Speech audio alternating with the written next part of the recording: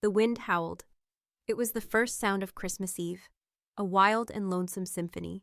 It shrieked through the old-growth pines surrounding the lodge, ripping the first heavy flakes of snow from their branches and hurling them against the small kitchen window where Jenna Foster stood. Outside, the night was falling fast, swallowing the forest in a cold indigo monochrome. The blizzard the Weather Channel had been warning about all week was no longer a distant threat. It was here, on her doorstep. Inside, the warm glow from yellow lamps and the crackling hearth cast an illusion of safety. Jenna took a deep breath. The scent of the small Douglas fir she and Leo had decorated in the corner of the living room, mingling with the smell of gingerbread cookies baking in the oven. She had tried her best to manufacture a real Christmas, even if it was just for the two of them. The few humbly wrapped gifts sat beneath the tree, a quiet promise of a joyful morning despite their isolation. They had lived here, on the jagged edge of Sovereign City, for nearly 2 years. The lodge, a sprawling but rustic old hunting retreat her father had left her, was both a sanctuary and a prison. It was far enough away for her to escape the ghosts of her old life, but so remote that every creak of the floorboards, every scrape of a branch against the roof in the dead of night, sent a jolt of anxiety through her. "Mommy, look!" Leo's bright voice sliced through her thoughts. The 5-year-old was sitting on the thick wool rug before the fire, carefully stacking wooden blocks into a teetering tower. His blonde hair shimmered in the firelight, his blue eyes, clear and untroubled, looking up at her. To Leo, the storm was an adventure, the house was a kingdom, and she was its sole protector. "That's beautiful, my angel," Jenna said, her smile genuine for the first time that evening. She knelt beside him, adjusting the worn collar of his sweater. "Your tower is almost tall enough to touch the ceiling." Leo giggled, a pure crystalline sound that filled the heavy silence of the house. It was for that sound that Jenna fought, that she endured. She had left the city, severed ties with superficial friends, and pieced together a meager living with freelance translation work. Also, she could stay home with him, to shield this perfect innocence from the harshness of the world she knew too well. The kitchen timer buzzed. "Cookies are ready," she announced with forced cheer. "Do you want some hot milk?" "Yes, please." As she turned back to the kitchen, the wind outside roared with a new fury, and the entire lodge gave a slight shudder. The lights flickered once, twice, then died. Darkness slammed down, absolute and immediate, save for the flickering orange glow of the hearth. Jenna froze, her heart hammering. The power was out. In the middle of the worst blizzard in a decade.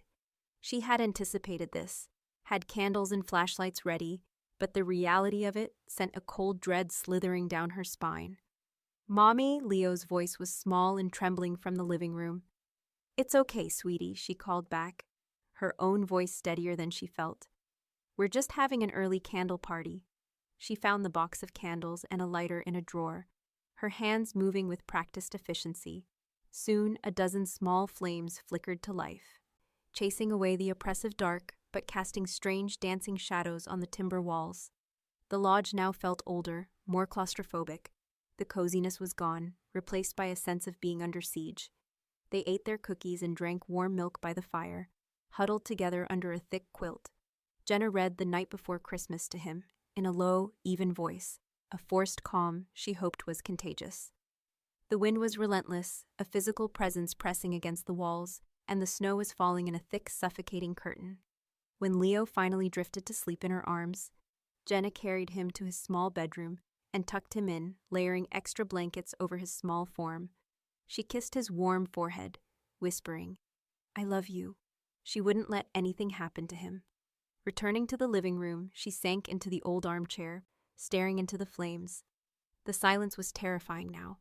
No hum of the refrigerator, no buzz from the electronics. Just the wind, the fire, and the frantic drumming of her own heart. She felt more alone than ever. And then she heard it. A different sound, one that didn't belong to the storm. A deep, heavy rumble, closer than thunder. Engines, multiple engines. The sound grew, then abruptly died, as if a great beast had collapsed just outside her door. Jenna shot to her feet, every muscle tensed. Who could possibly be out here, on a night like this? The winding, unpaved road to her lodge was nearly impassable in the best of conditions. Her blood ran cold as she saw powerful beams of light slice through the window, cutting across the dense snowfall. Headlights, Several sets of them. They weren't moving, they just aimed at the surrounding woods. She crept to the window, peering through a small gap in the curtains. In the stark, sweeping lights, she saw an impossible scene. 3 massive black SUVs, the kind that looked like they belonged in a presidential motorcade, were half buried in a snowdrift just off the path. They had skidded, their tracks telling a story of a violent loss of control. And emerging from the blizzard, moving towards her house, were figures. Not 1 or 2, a crowd of them. Dark silhouettes against the swirling white. Thump, thump, thump. A knock on the door. Not a polite rap, but a heavy, commanding fist. It was a sound that didn't ask for entry. It announced an arrival. Jenna's breath hitched. She backed away from the door, her mind racing. State troopers? A rescue party? No, they wouldn't come in unmarked black trucks. Her hand closed around the only weapon she had, a heavy iron fireplace poker leaning against the hearth. Her knuckles were white. The knock came again, louder this time, shaking the heavy oak door in its frame. She held her breath, praying they would go away, that they had the wrong house, that this was all a terrible mistake. But there were no other houses for miles. Then a voice cut through the wind, deep and surprisingly calm, yet laced with an urgency that was terrifying. "We know you're in there. We need shelter. Our employer is injured." Jenna didn't move. She thought of Leo, sleeping soundly in his room. Her resolve hardened. No one was getting in. As if reading her mind, the voice came again, closer to the door. "We are not asking. Open the door, or we will take it down. A child lives here. Let's not make this difficult." They knew about Leo. That single fact shattered her defiance. How could they possibly know about Leo? Fear, cold and sharp, pierced through her. These were not ordinary people. With trembling hands, she put down the poker. She took a deep, shuddering breath, walked to the door, and turned the deadbolt. The click echoed in the silent room like a gunshot. She pulled the heavy door inward. The man standing before her was framed by the raging storm. He was tall and broad, dressed in a tactical black coat dusted with snow. His face was grim. His eyes, a startlingly pale gray, were scanning the room, missing nothing. Behind him, at least a dozen other men, all dressed similarly, stood like silent sentinels in the swirling snow. They were an army. And then she saw him, supported between 2 other men. A third figure staggered forward. He was tall, dressed in a ruined but obviously expensive black overcoat that was soaked through and stained dark with something she instantly recognized as blood. His head was bowed, black hair plastered to his forehead, but as he lifted his gaze to meet hers, the world seemed to stop. Even in the dim, flickering candlelight, his face was arrestingly handsome, carved from hard angles and shadowed with pain. But it was his eyes that held her captive. They were the darkest shade of brown she had ever seen, and they burned with a fierce, controlled intensity that seemed to defy the blizzard, the pain, and the cold. He was wounded, but he was not weak. He was dangerous. "Please." A man beside him, the one with the pale gray eyes, said, his voice a low command. "He needs to get inside."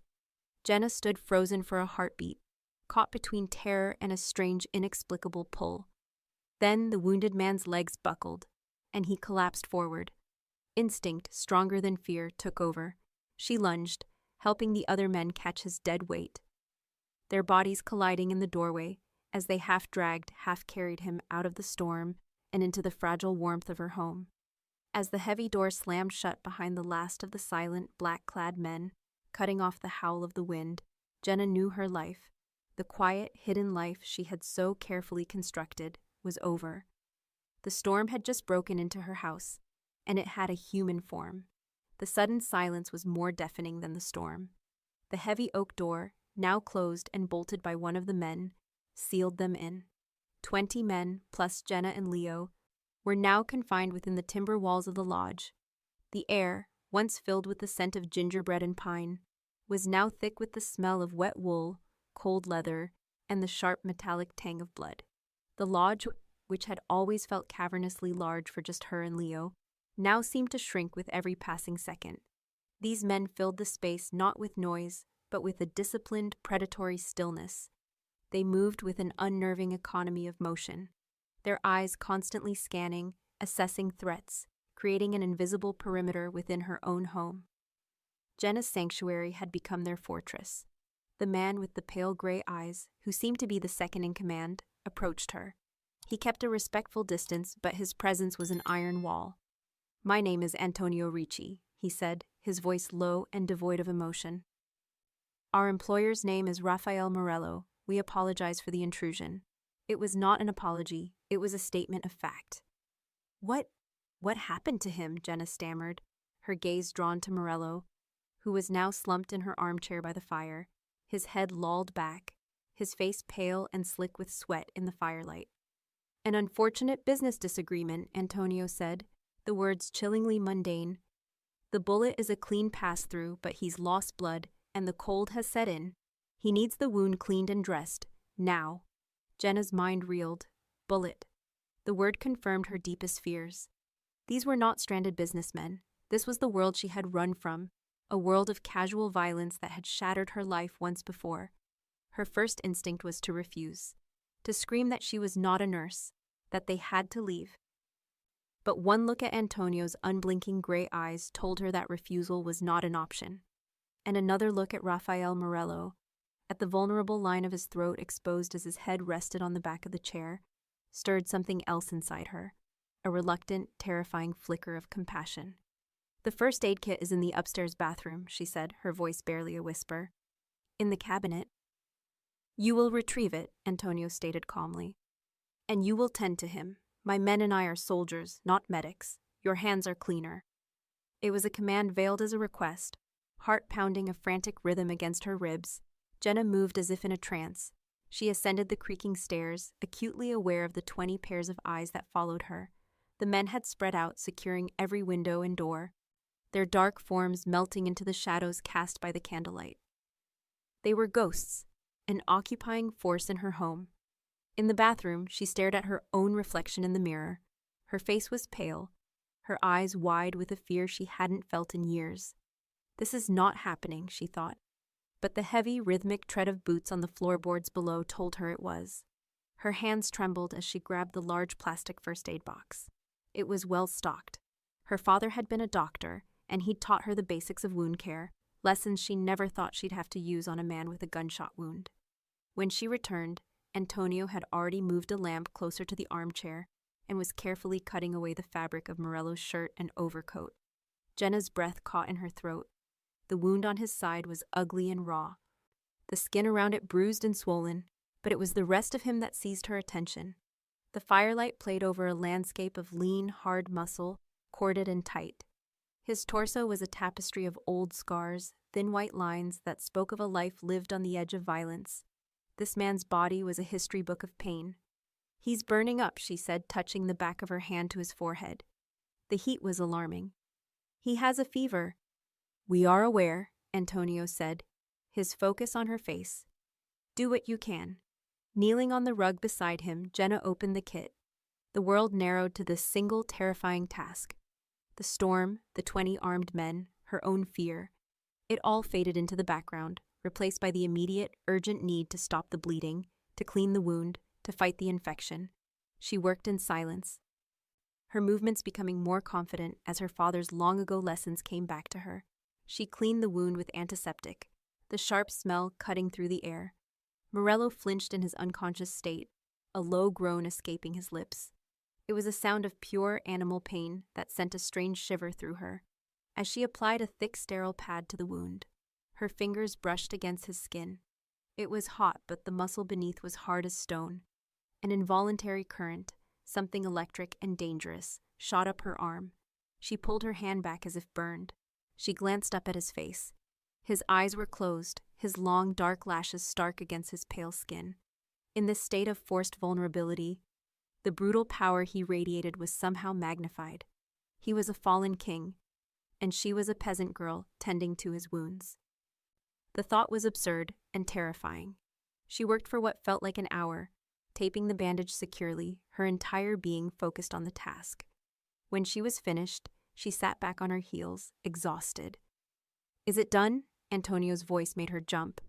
"For now," she said, her own voice hoarse. "But he needs antibiotics, a real doctor, the fever. If it doesn't break, It could be dangerous.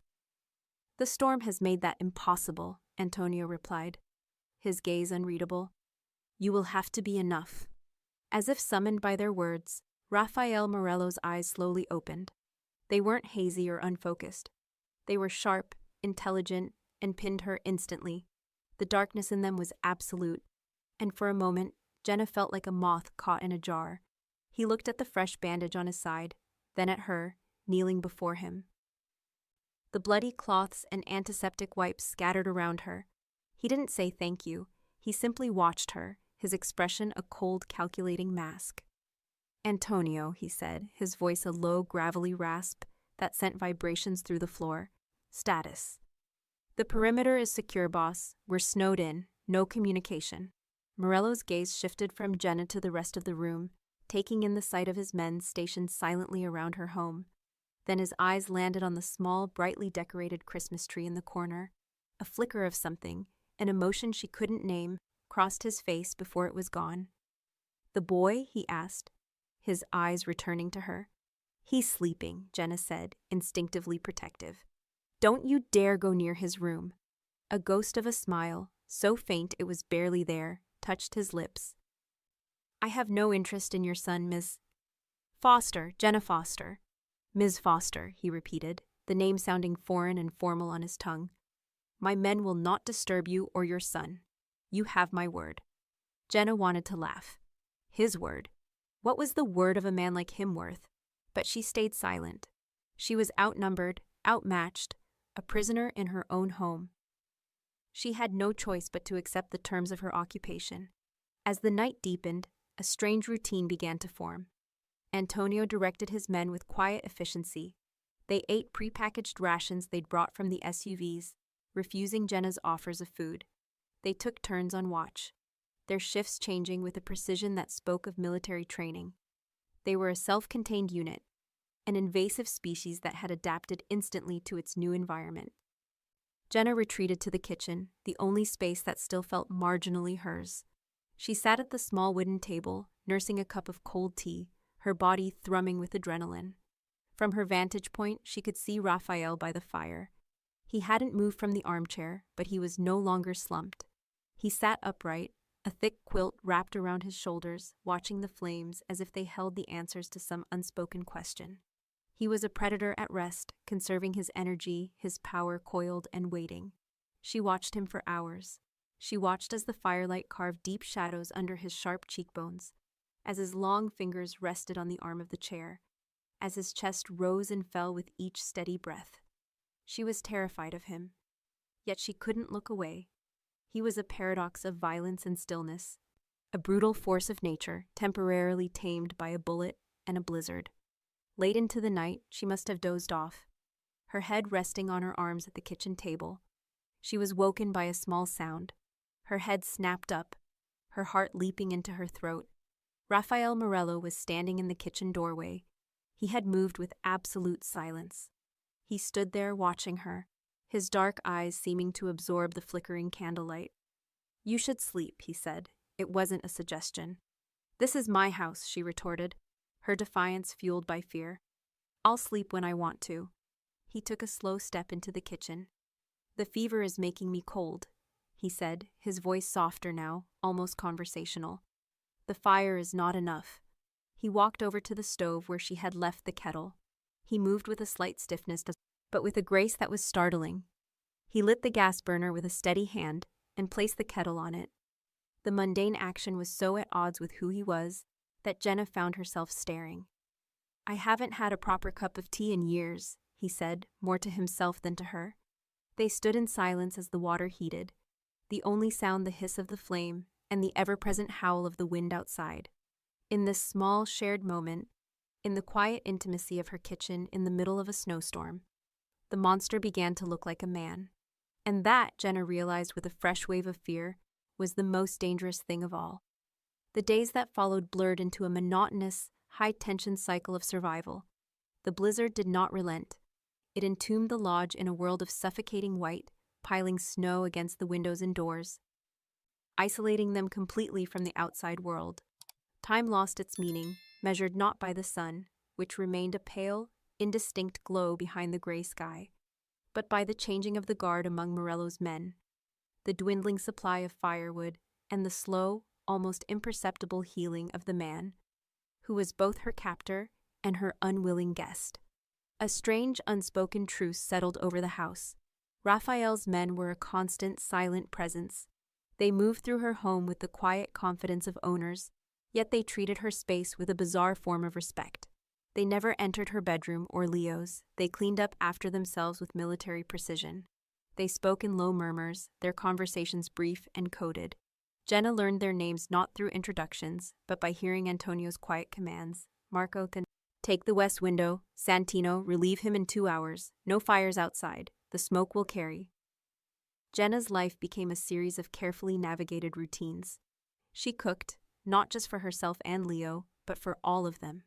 The first morning after their arrival, she had woken to find the men stoically eating their cold rations.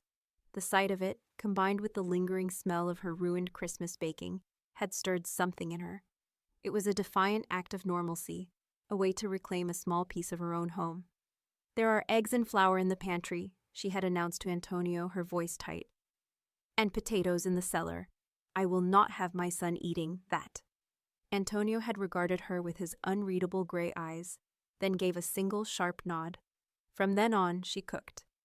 The men would bring her the supplies, silently placing sacks of potatoes and cans of preserved goods on the kitchen counter.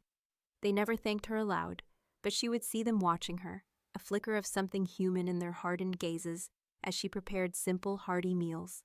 They ate in shifts, their disciplined silence a stark contrast to the chaotic, warm meals she had always imagined for her family. Raphael remained in the large armchair by the fire, a king holding court in a borrowed kingdom. His fever broke on the second day, a testament to his sheer physical resilience. Though he was still weak, his intense presence only grew. He spent hours staring into the fire, the flames dancing in his dark, bottomless eyes. Jenna often felt his gaze on her as she moved through the living room, a heavy, analytical look that made her feel transparent, as if he could see every fear and every secret she held. The most unnerving part of her new reality was Leo. Oblivious to the danger, he was not afraid. To him, the house had been filled with 20 quiet, serious uncles. He was particularly fascinated by Antonio, the stern commander who seemed to be in charge of everyone.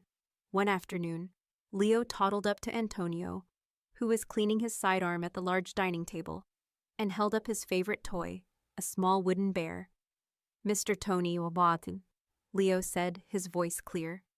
"Bear is sad. He needs a bandage." Jenna's heart stopped. She started to rush forward, to pull Leo away, but Raphael's voice, low and calm, stopped her. "Let him be."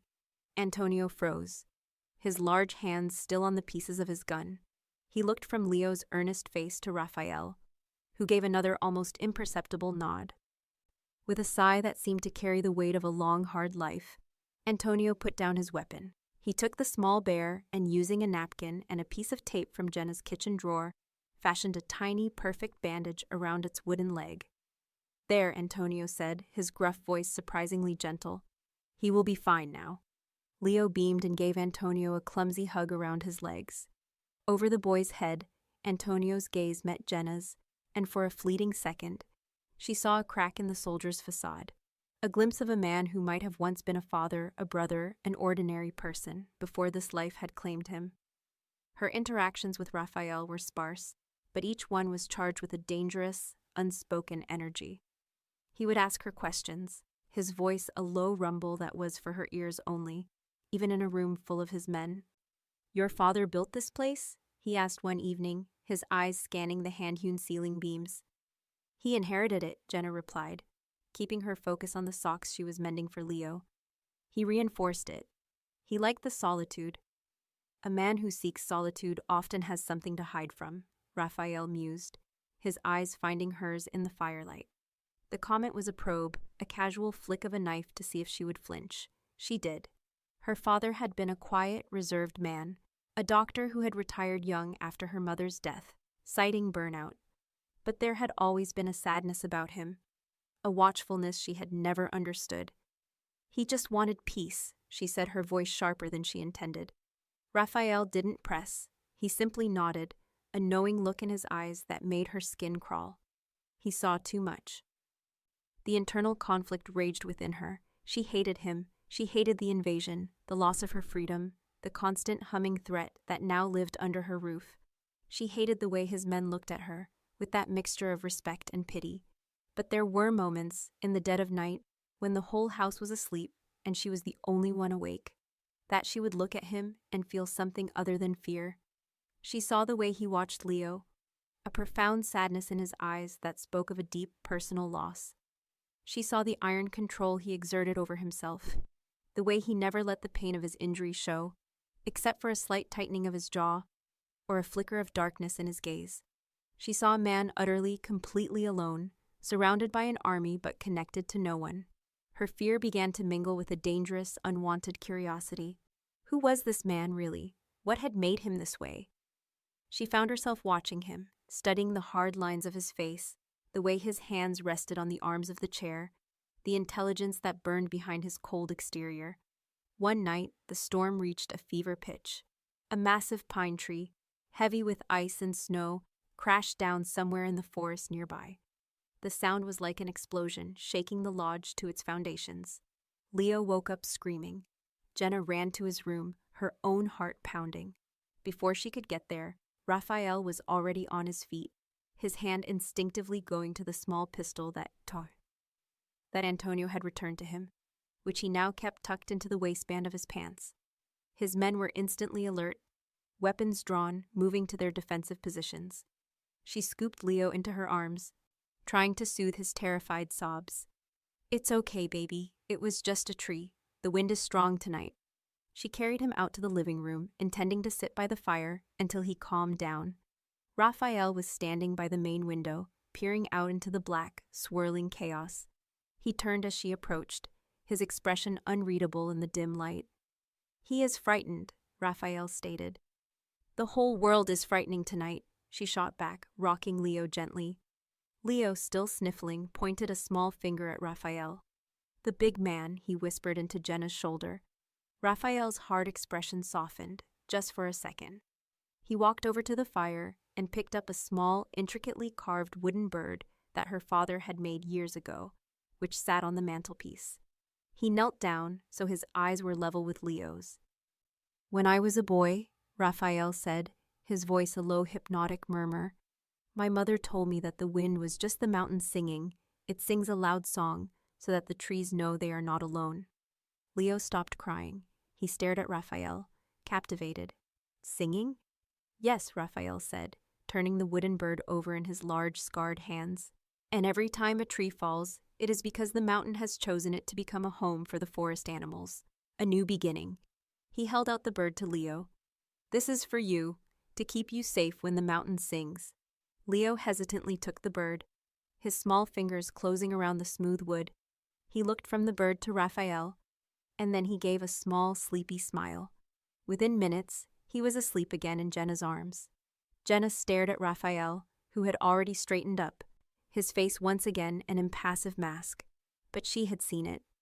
A glimpse of the boy he had been, a flash of the humanity he kept locked away behind layers of ice and violence. She carried Leo back to his bed. As she tucked him in, her fingers brushed against the simple silver locket she always wore around her neck. It had been her mother's, a plain, unadorned oval that held a faded, blurry picture of a woman she assumed was her grandmother. It was her one tangible link to a past she barely knew. When she returned to the living room, Raphael was back in his chair, staring at the fire. But the air between them had changed. The line between captor and captive, between monster and man, had blurred. She sat down in the chair opposite him, a silent acknowledgement that she was no longer hiding in the kitchen. For a long time, they just sat there, the only sound the crackle of the fire and the song of the mountain outside. "Thank you," she said finally, her voice quiet but clear, "for what you said to him." Raphael turned his head, his dark eyes meeting hers across the space between them. "Fear is a weapon," he said, his voice flat. "It should not be used on children." Jenna knew with a terrifying certainty that this man who spoke of protecting children from fear was capable of inflicting it on anyone else without a moment's hesitation. And yet she was no longer just afraid of him. She was afraid of the part of her that was beginning to see the man behind the monster, the part of her that was drawn to the echoes of pain. She saw in his eyes, so much like her own, in the heart of the blizzard, trapped in a house full of killers, the greatest danger, she was starting to realize, was not the guns they carried, but the fragile, treacherous connection that was beginning to form between her and their king. A fragile, unnerving peace had settled within the lodge by the fourth day. The storm had lessened its assault, its furious howl diminishing to a mournful, persistent whisper. Snow was still falling, but the flakes were smaller now, drifting down from a sky the color of old iron. Inside, the rhythm of the occupation had become a strange new normal. Jenna found herself moving around the silent, watchful men with a numbness that bordered on acceptance. Fear was an exhausting emotion, and her body, her mind, had adapted by encasing her heart in a layer of protective ice. Raphael was healing. The fever was gone, and though he still moved with the predator's careful economy, some of the tightness around his eyes had eased. He had reclaimed the armchair by the fire as his throne, often sitting for hours with a glass of whiskey, a drink his men had produced from a seemingly endless supply in their SUVs. He had begun to talk more, though his conversations were never idle. They were interrogations disguised as small talk, each question a carefully placed scalpel designed to dissect her life. This evening, the air was particularly still. Most of the men were in the lodge's large, open-plan great room, cleaning their weapons or playing a silent game of cards. Leo was asleep, the wooden bird Raphael had given him clutched in his small hand. Jenna was in the kitchen area, scrubbing a cast-iron skillet, the repetitive motion a small comfort. "He is a good boy," Raphael's voice came from behind her, so close it made her flinch, dropping the sponge into the soapy water with a splash. She hadn't heard him approach. He was leaning against the doorframe, a dark silhouette against the warm firelight of the other room. "He is," she said, her back still to him. "He's all I have." That is a heavy burden for a small boy to carry. She turned, her hands dripping with water, her patience worn thin. "What would you know about it?" He didn't take offense. He simply watched her, his dark eyes holding an unnerving depth of understanding. "I know more than you think," he said, his voice a low murmur. He walked further into the kitchen, stopping at the opposite side of the large butcher block island that separated them. "You asked me why I was out in a blizzard on Christmas Eve, why men with guns were trying to kill me." Her heart began to pound a slow, heavy rhythm. "I have a right to know what kind of war you've brought into my son's home." He nodded slowly, his gaze dropping to the glass of amber liquid in his hand. "Fair enough," he said. He swirled the whiskey, the ice clinking softly. "It is not a war, it is a hunt. And it began 25 years ago on a night much like this one, though there was no snow, just cold biting rain." Jenna stood frozen, captivated against her will. His voice had changed, losing its hard, commanding edge and taking on a flat, hollow tone, the sound of a memory worn smooth by countless retellings inside his own mind. "I was 10 years old," he began. "My family, we lived in a large house on the north side of the city. It was my mother's birthday. The house was full of music. She was playing the piano. She loved the piano." He paused, his eyes fixed on a point in the distant past. "She smelled of jasmine and rain. I always remember that." He took a sip of his whiskey. "They came through the garden doors. They were wearing masks. It was supposed to be a robbery, but it wasn't. It was an execution. They were there for my father, but she got in the way. She tried to protect him." He fell silent, the only sound the whisper of the wind outside. Jenna didn't dare breathe. She could see it. The music, the scent of jasmine, the shattering of glass. "I was hiding," he continued, his voice barely audible, "in a service closet off the main hall. I saw it all through a crack in the door. I saw the man in the mask stand over her. He was looking for something. He ripped a chain from her neck. His free hand unconsciously went to his own throat, a gesture of phantom pain. I did something stupid. A boy's rage. I ran out. I lunged at him, at his hand, and I bit him, as hard as I could. I tasted his blood." Jenna's stomach lurched. "He threw me across the room like a doll," Raphael said, his voice devoid of any self-pity. "My head hit the corner of a table. Everything went dark. But before it did, I saw two things. I saw the ring on his finger, a signet ring, heavy and ornate, with the head of a wolf snarling. And I saw his hand, after he tore it away from my mouth, my teeth. They left a mark, a deep one. I know they did. He finally looked up, his eyes boring into hers. They were filled with a chilling, ancient grief. I never saw his face. My father survived, but he was a broken man after that. The police found nothing. The trail went cold, but I never forgot. I have spent my entire adult life searching for a man with a wolf's ring and a scar on his hand from a child's teeth. He finished his whiskey in one swallow, the glass making a sharp sound as he set it down on the counter. The man who ambushed me 2 days ago, Silas Thorne. His father was my father's rival. I believe Thorne's father ordered the attack, and I believe Thorne knows the identity of the man who killed my mother. That is the war you have found yourself in, Ms. Foster. A ghost story, 25 years old. Jenna stood paralyzed, the horror of his story washing over her. But beneath the horror, something else was stirring. A strange, prickling sense of recognition. A wolf's ring. A bite mark on a hand. The images were not just constructs from his story. They felt familiar, like a dream she couldn't quite grasp. It can't be. The thought was a cold whisper in her mind. It was impossible. But the feeling was insistent. She had seen it, somewhere. I need to check on Leo, she stammered, needing an excuse, needing to get away from his piercing gaze. She fled the kitchen, her feet carrying her not to Leo's room, but to the small, dusty room at the back of the lodge that had been her father's office. It was the one room she had left almost untouched since his death, filled with his old medical textbooks, his files, his personal effects. Her hands trembled as she lit an oil lamp. Where had she seen it? She scanned the shelves, her eyes falling on a row of leather-bound journals, her father's personal logs. She had flipped through them once, years ago, but they were mostly filled with dense medical notes, clinical observations. She pulled one out, the last one, its cover worn and soft with age. The date on the spine was from 25 years ago. Her breath caught. With shaking fingers, she opened it. The pages were filled with her father's neat, precise script, detailing patient cases, thoughts on new medical procedures, the mundane details of a doctor's life. She flipped towards the back of the journal, to the section where he sometimes made personal notes or sketches. And then she saw it. Her entire world tilted on its axis. The page was dated. The date was the same as the night of his wife's death, the date Raphael had just told her. On the left side of the page was a stunningly detailed anatomical sketch of a man's right hand. On the back of the hand, between the thumb and index finger, was a crudely stitched wound. Her father's notes next to it were clinical: laceration, deep tissue damage, human bite wound. On the right side of the page was a second sketch, rendered with the same meticulous detail. It was a drawing of a signet ring, a snarling wolf's head, its eyes seeming to glitter even in the flat pencil sketch. And below the drawings, a single chilling paragraph in her father's hand. He came tonight, a phantom in the rain. He brought death with him.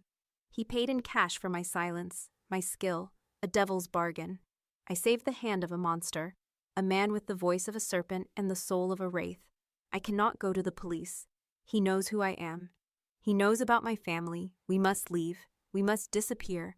May God forgive me for what I have done and for what I have failed to do.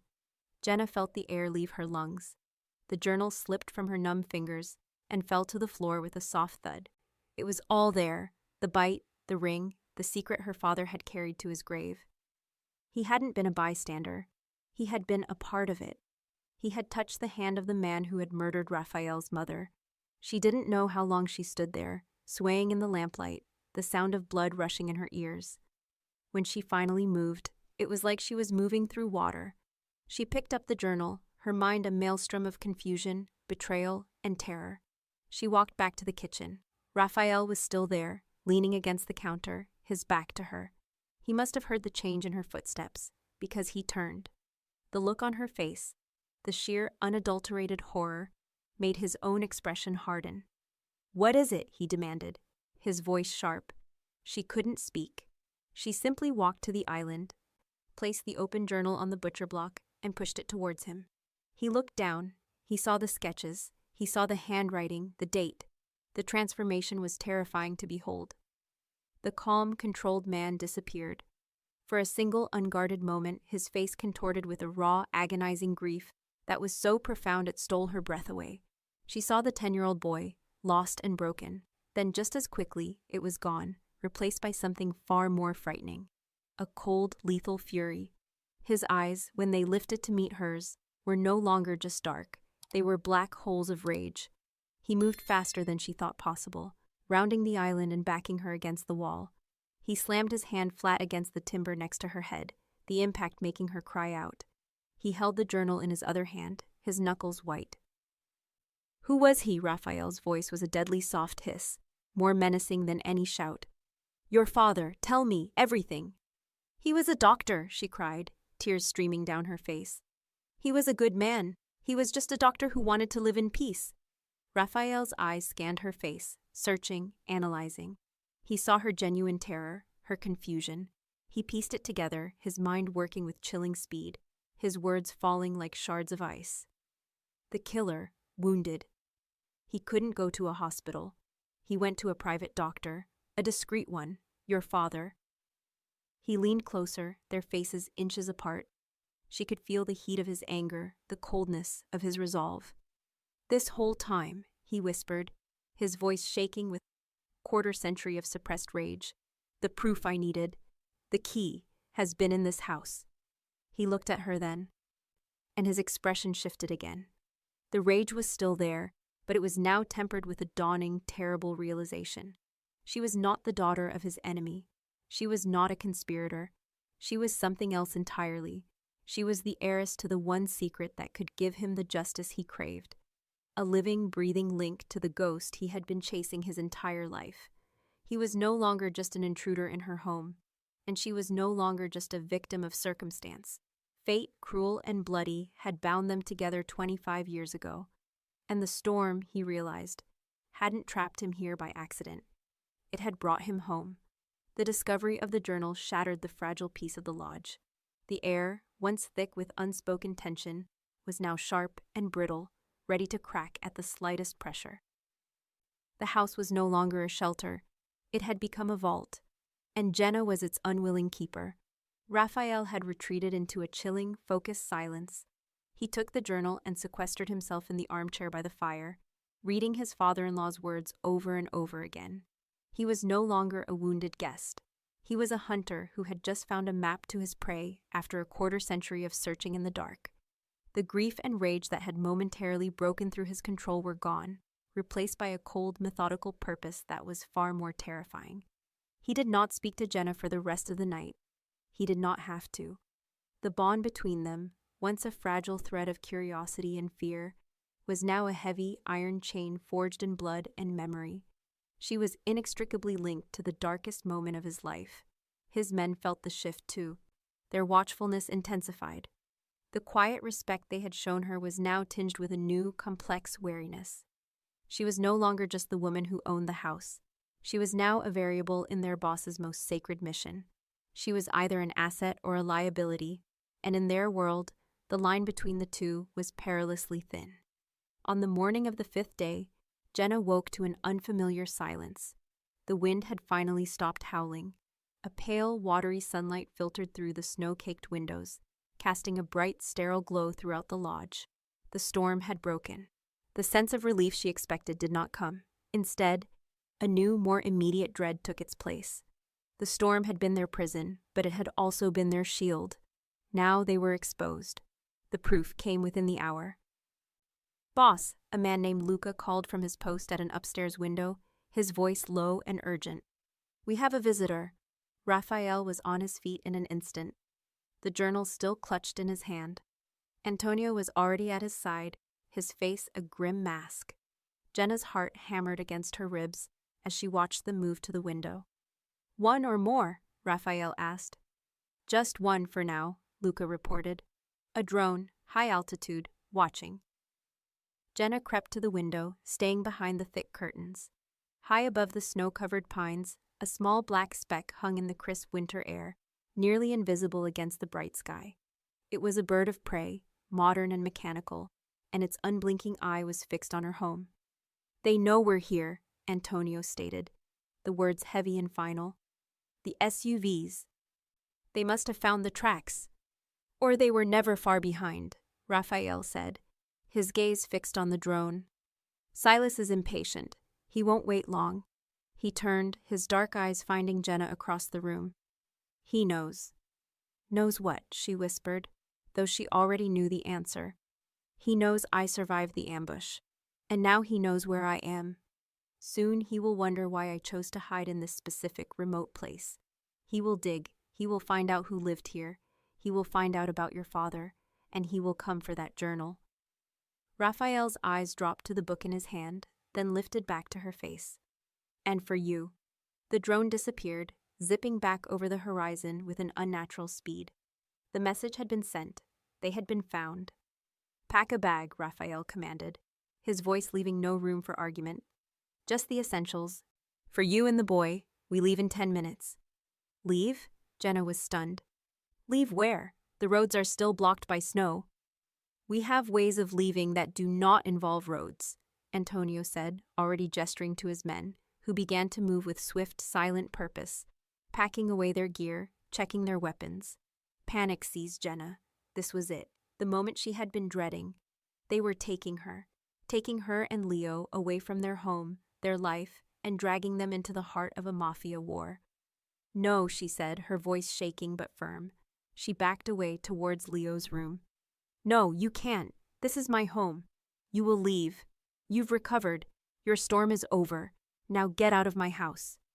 The men stopped what they were doing, their collective gaze turning to her, then to Raphael.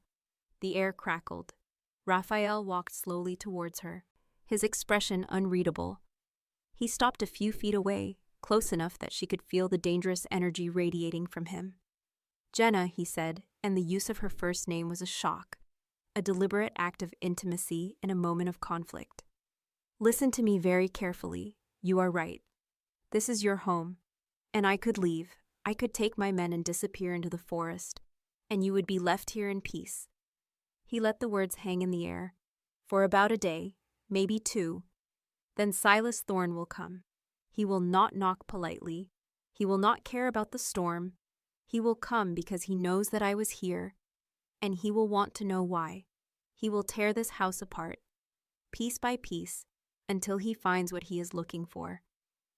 And when he finds out that your father was the doctor who treated my mother's killer, what do you think he will do to the doctor's daughter and his grandson? The blood drained from her face. She thought of Leo, sleeping peacefully, oblivious. I know Silas, Raphael continued, his voice dropping to a low, persuasive intensity. He does not leave loose ends. He does not leave witnesses. He will see you and your son not as people, but as a liability to be eliminated. If you stay here, you will die.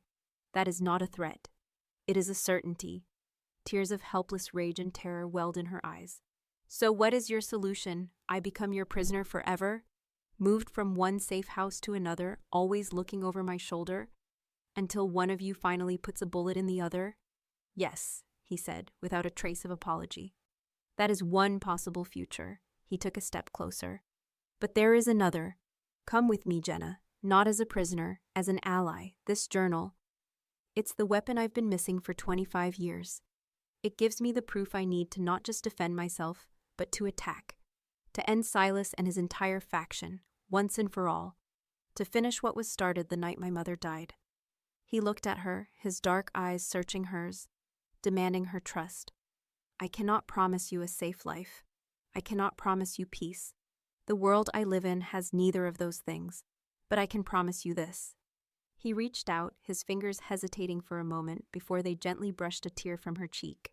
The touch was unexpectedly warm, sending a jolt through her. I swear on my mother's memory, he whispered, his voice thick with a raw emotion she had never heard from him before, that I will protect you and your son with everything I am. I will stand between you and any man who tries to harm you. I will not let what happened to my family happen to yours. There it was, the choice. It wasn't a choice between freedom and captivity. That illusion was gone. It was a choice between 2 futures, both drenched in danger. A future where she faced a monster alone, or a future where she stood behind a different kind of monster, one whose tragic past was now inextricably woven with her own. She looked past him, at the silent army of men waiting for his order. She looked at the door to Leo's room, behind which slept the only person in the world who mattered. She thought of her father's journal, of the terrible secret he had kept to protect her. A secret that had now become her inheritance. Her father had run. He had hidden. And in the end, it hadn't saved him. It had only postponed the reckoning. She could not make the same mistake. Jenna straightened her shoulders, lifted her chin, and met Raphael's intense gaze. The ice around her heart didn't melt, but it cracked. "Where is the bag?" she asked, her voice quiet, but steady. "And how much time do I have?" The decision, once made, brought with it a strange and terrible clarity. The fear did not vanish, but it crystallized into a sharp, cold resolve. Jenna moved with a purpose she hadn't felt in years, a grim determination that mirrored the atmosphere now filling her home. There was no more uncertainty, only the terrifying reality of the path she had chosen. 5 minutes, Antonio announced, his voice a low, urgent command that cut through the tense silence. "Grab only what you can carry. We move fast, and we move silent." The men, who had been waiting with a predator's patience, transformed into a whirlwind of disciplined activity. They strapped on gear, checked ammunition, and communicated in a series of terse hand signals that were as eloquent as any spoken language. They were a pack of wolves preparing for a hunt, and their lethal efficiency was a terrifying sight. Jenna raced to Leo's room. He was still sleeping, his small face peaceful, his breathing soft and even. For a heart-stopping moment, she hesitated, an overwhelming urge to leave him here, to shield him from the violence she was about to step into, warring with the primal knowledge that leaving him was a death sentence. Her hand trembled as she gently shook his shoulder. "Leo, honey, wake up, we have to play a game." He stirred, his blue eyes blinking sleepily. "A game, Mommy?" "Yes, a very quiet game," she whispered, her voice strained. She quickly dressed him in his warmest snowsuit, her fingers fumbling with the zipper. She grabbed his small backpack, stuffing into it his favorite wooden bear, a bottle of water, and the last of the gingerbread cookies. It was a pathetic collection of his childhood, a bug-out bag for a life that was about to be incinerated. When she returned to the great room, Raphael was waiting. He had shed the quilt and was dressed in a dark, tactical coat similar to his men's. The wound in his side was tightly bound, but a fresh dark stain was already beginning to seep through the white of his shirt. His face was a pale, unreadable mask of concentration. But his eyes found hers and held them for a moment. In them, she saw the silent acknowledgement of her choice, a grim acceptance of the pact they had just made. "The plan is simple," Antonio said, addressing Jenna directly, his voice low. "We create a diversion at the front of the lodge. 2 of my men will lay down suppressing fire to draw their attention. We will exit through the rear, into the woods. The trees will provide cover. There are vehicles staged a click east of here. We move toward them. Do not stop. Do not make a sound. Do you understand?" Jenna nodded, her throat too tight to speak. She pulled Leo close, his small body warm against hers. "We have to be like little mice, baby," she whispered into his hair. Super quiet. They gathered near the back door, a silent, shadowy group of 23. 2 men had already taken up positions at the front windows, their rifles aimed out into the deceptively peaceful, snow-covered landscape. The world outside was bright, the new snow reflecting the morning sun with a blinding intensity. Antonio gave a sharp, almost imperceptible hand signal. The 2 men at the front prepared to open fire. Raphael put a steadying hand on Jenna's shoulder. "Stay right behind me," he ordered, his voice a low rumble. And then, all hell broke loose. But the first shot didn't come from inside. Zip-thwomp. The sound was soft, almost gentle. A hornet's buzz, followed by a dull impact. A dark, perfectly round hole appeared in the wall, inches from Jenna's head, showering her face with splinters of wood. She cried out, stumbling back, pulling Leo with her. "Ambush!" Antonio roared. "They're already here. All sides. We're boxed in." The world erupted in a deafening cacophony. The windows on every side of the lodge exploded inward, in a shower of glass and snow, followed by the roar of automatic gunfire. The air filled with the sharp, acrid smell of cordite. Bullets tore through the timber walls, splintering the wood her father had so carefully maintained. shredding the curtains, destroying the fragile piece of her home in a matter of seconds. Her sanctuary was being torn apart. Raphael reacted instantly. "Get down! Get her to the center!" he yelled, shoving Jenna and Leo towards the massive stone hearth, the most solid point in the house. Antonio and 2 other men formed a human wall around them, their bodies shielding them as they returned fire. Jenna threw herself to the floor, pulling Leo underneath her, covering his head with her own body as the world dissolved into a nightmare of noise and violence. The lodge, her home, groaned under the assault. She could hear the shouts of men, the sharp crack of their rifles, the terrifying, relentless drumming of incoming fire. Leo was screaming, his cries lost in the chaos. "Boss, the back is covered. They have a heavy machine gun nest in the tree line," Marco yelled from the kitchen. "We can't push through." Pinned down, trapped. The words echoed in Jenna's mind. They were all going to die here, in her home. Because of her. Raphael was crouched near her, firing his pistol through a shattered window frame with a calm, deadly precision. He reloaded, his movements economical and swift, his face a mask of cold fury. He was no longer a man. He was a machine built for this exact moment of chaos and death. Then, through the fog of terror, a memory surfaced. A voice, her father's. "This house has secrets, Jenna Bean. Always have a way out, always." He had been a quiet man, but he was also a man who had been running from something. He had built this house not just as a home, but as a bolt hole. "There's another way," Jenna screamed, her voice cutting through the din of gunfire. Raphael turned his head, his dark eyes locking onto hers. The battle raged around them, but in that moment, they were the only 2 people in the world. "The cellar," she yelled. "Under the rug. My father, he built a tunnel. It connects to the old well house deep in the woods. He said it was in case of a forest fire." For a heartbeat, Raphael just stared at her. Then a look of fierce, renewed purpose blazed in his eyes. He turned to his second in command. "Antonio, cover us. We're going underground." Without waiting for a response, Raphael grabbed Jenna's arm, pulling her to her feet. "Show me." She scrambled across the splinter-covered floor, Leo still clinging to her neck, and clawed at the edge of the thick wool rug in front of the hearth. It was heavy, but with a surge of adrenaline, she pulled it back, revealing a heavy, iron-ringed trapdoor she hadn't looked at in years. Raphael and Antonio wrenched it open, revealing a set of steep stone steps leading down into darkness. "Go," Raphael commanded. "Get the boy down there, now." Antonio went first, his flashlight cutting a sharp beam into the musty dark. Jenna followed, half sliding down the steps with Leo in her arms. The air was cold and smelled of damp earth and stone. Raphael came last, pulling the heavy door shut, just as a fresh hail of bullets tore through the floor where they had just been standing.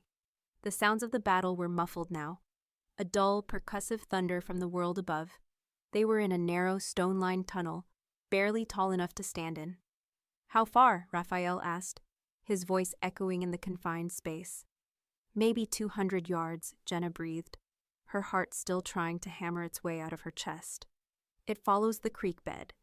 They moved in single file, Antonio in the lead, then Jenna and Leo, then Raphael, with the remaining men bringing up the rear.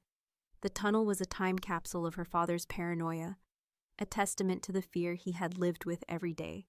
The path was uneven, and the darkness was absolute, broken only by the beams of their flashlights dancing on the wet stone walls. Finally, they saw it. A faint glimmer of light ahead. A wooden ladder led up to another trapdoor. "The well house," Antonio confirmed. He climbed the ladder, cautiously pushing the door open a crack, his weapon raised. "Clear," he whispered down. "It looks clear." One by one they climbed out, emerging into the blinding white snow and the shocking silence of the forest. The well house was a small, dilapidated stone structure, almost completely hidden by snowdrifts. The sounds of the firefight at the lodge were distant now, a faint popping in the cold, crisp air. For a moment, a wild, impossible hope surged through Jenna. They had made it, but the silence was a lie. He was waiting for them, Silas Thorne.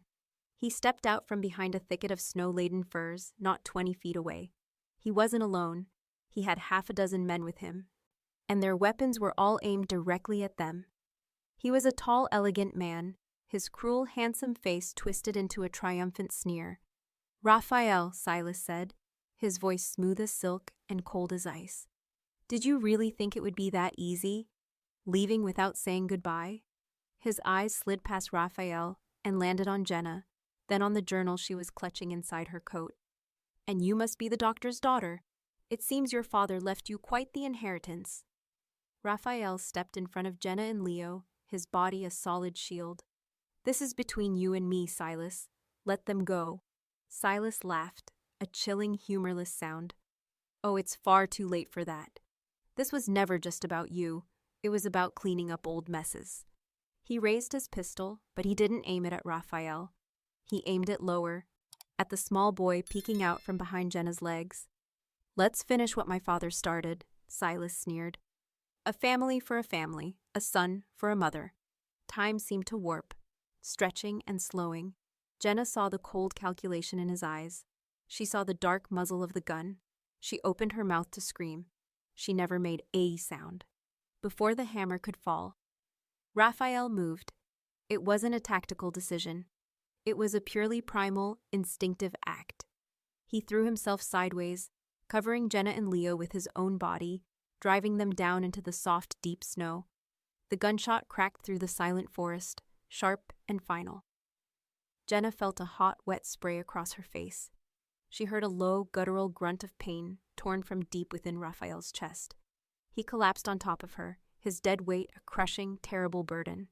For a moment, the world was nothing but the ringing in her ears, the smell of gunpowder, and the sight of Raphael's blood, a brilliant, shocking crimson, soaking into the pure white snow. Then the world exploded again. Enraged, feral roars erupted from Antonio and the other men as they opened fire. The clearing became a maelstrom of violence, short, brutal, and final. When the ringing in Jenna's ears finally subsided, a new, more terrible silence had fallen. The bodies of Silas Thorne and his men lay still in the snow, but all Jenna could see was Raphael. He was lying half on top of her, a dark, spreading stain on his back. His eyes were closed, his face pale as the snow around them. Leo was crying, his small hands pulling at her coat. "Raphael," she whispered, her voice breaking. She pushed against his weight, rolling him gently onto his side. She saw the wound, high on his shoulder, messy and bleeding profusely. Her father's lessons, the night spent tending to his fever, it all came rushing back. "Help me," she screamed at Antonio, who was already rushing to their side. "Put pressure on it. We have to stop the bleeding." She tore a strip from her own coat, her hands slick with his blood, and pressed it hard against the wound. His life was pouring out into the snow, into her hands. He had kept his promise. He had stood between her son and the bullet. His eyes fluttered open, finding hers.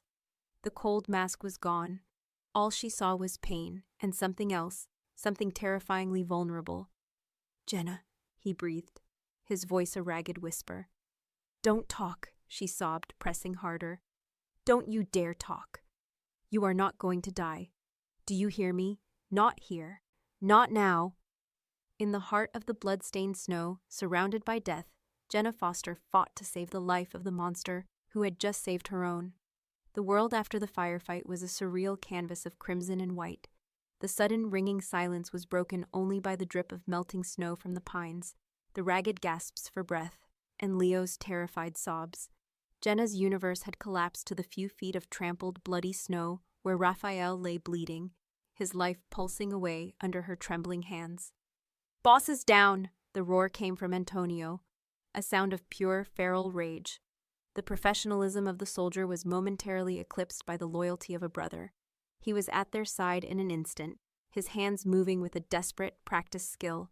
"He's losing too much blood. Santino, get the trauma kit from my vehicle." "Now!" Men swarmed around them. The cold, disciplined soldiers from before were gone, replaced by a family in crisis. They worked with a frantic urgency, cutting away the remains of Raphael's coat, applying a combat-grade tourniquet, and speaking in rapid, low Italian.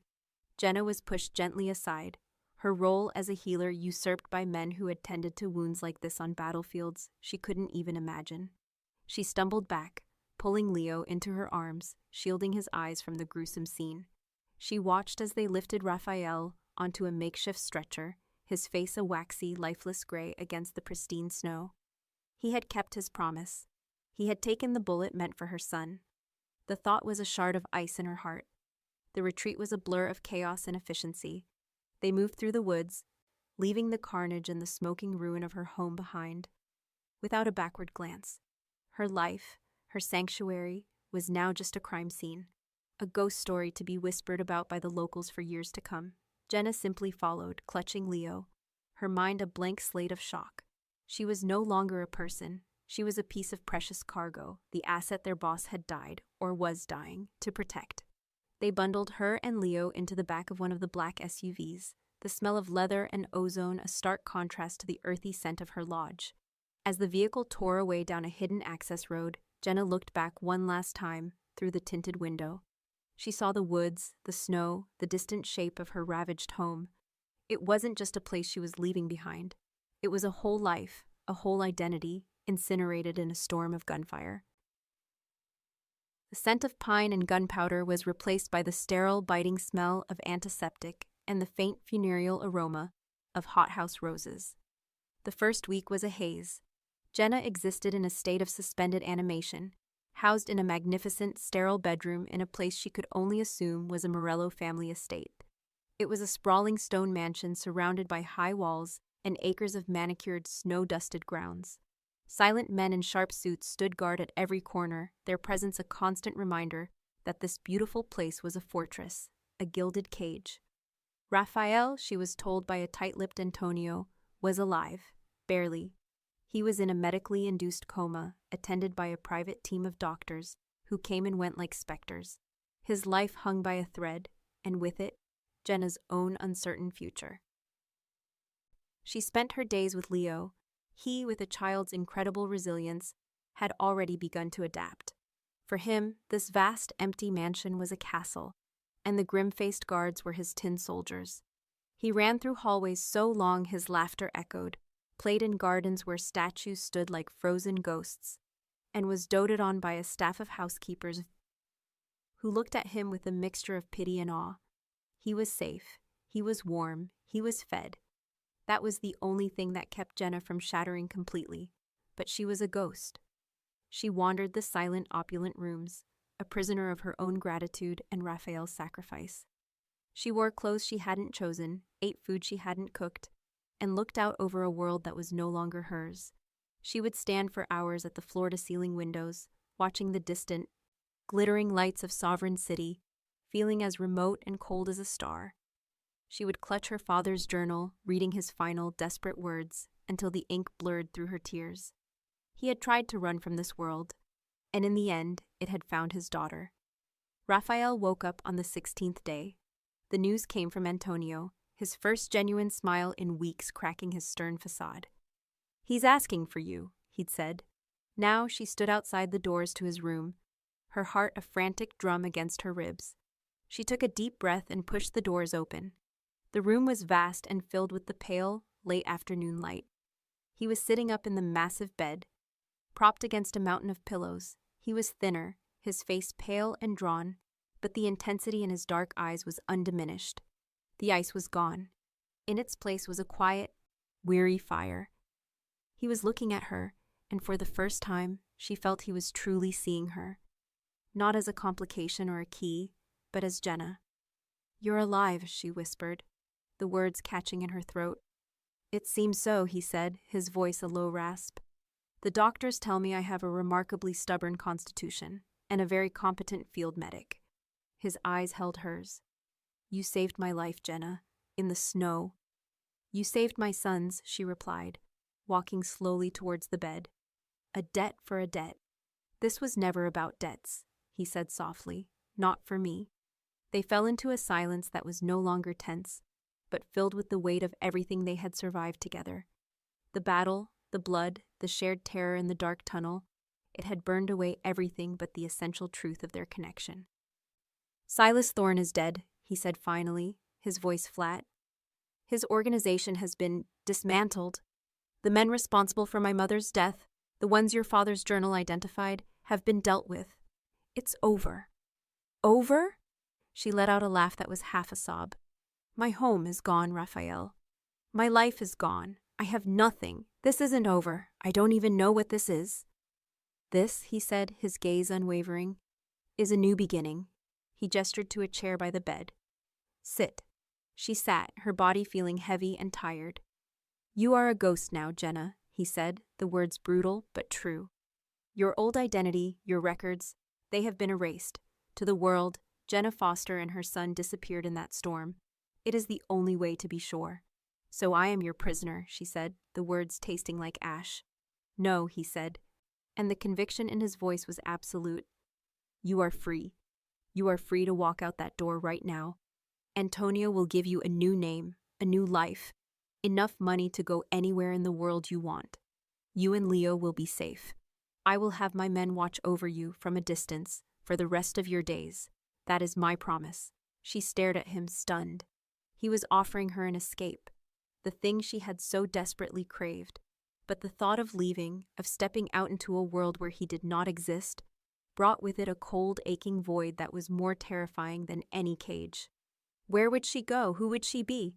The woman who had lived in that lodge was gone, burned away in the firefight. And what kind of life would that be? She asked quietly. Always hiding? Always looking over my shoulder? Teaching my son to lie about who he is? And that is not life, Raphael. That is a ghost story, just like yours was. A slow, sad smile touched his lips. Yes, it is. He held out his hand. In his palm lay her father's journal. This belongs to you. Your father was a brave man. He was trapped, and he did what he could to preserve the truth, to protect his family. His memory will be honored. She looked at the journal, the source of all this pain and destruction. It wasn't a curse. It was a legacy, a story of a good man in an impossible situation, a story that had, against all odds, led her here. She didn't take it. Our story is in that book now, too, she said softly. He looked from the journal to her face, his eyes searching hers, seeing the answer she couldn't yet say aloud. He closed his hand around the book. The doors to the room opened and Leo ran in, his face bright with excitement. He had escaped his minder and ran straight to the bed, holding up the intricately carved wooden bird. Look, Fael, he said, using the name he had invented for him. The mountain bird is flying. Raphael's gaze softened as he looked at the boy.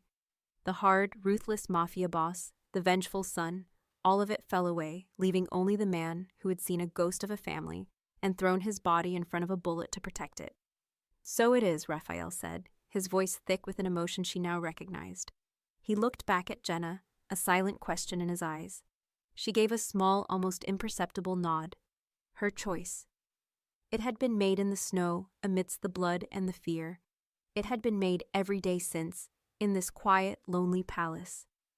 He reached out, not to command or to take, but to offer. He took her hand, his warm, strong fingers lacing through hers. In the storm, he said, his voice a low vow meant only for her. I told you your life was mine. I was wrong. He lifted her hand, his dark eyes holding the promise of 1,000 sunrises after a lifetime of storms. It's ours. Jenna looked at his hand holding hers, at her son, safe and laughing, at the man who was both her captor and her savior. Outside, the city of Sovereign glittered with a cold, beautiful light. It was a dangerous world, filled with shadows and ghosts, but for the first time in her life, she was not facing it alone.